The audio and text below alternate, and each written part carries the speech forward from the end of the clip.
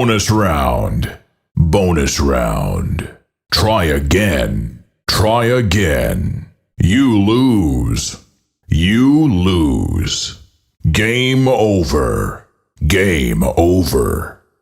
Among those working without pay, the very Secret Service agents protecting the president. U.S. Customs and Border Patrol, Marshals, ATF, and DEA.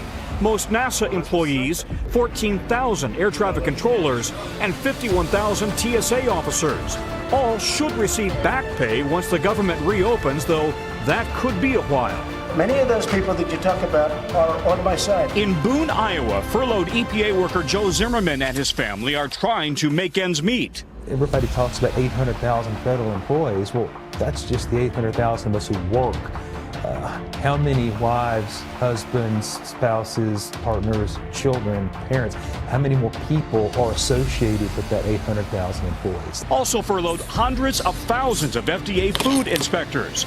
Meanwhile, a support network is recommending garage sales for furloughed members of the Coast Guard. While TSA officer Robert Milholland, working without pay, fears he won't be able to close on a new home since the bank needs proof of income. We don't know when this is going to end. We don't know when the income stream will pick up again.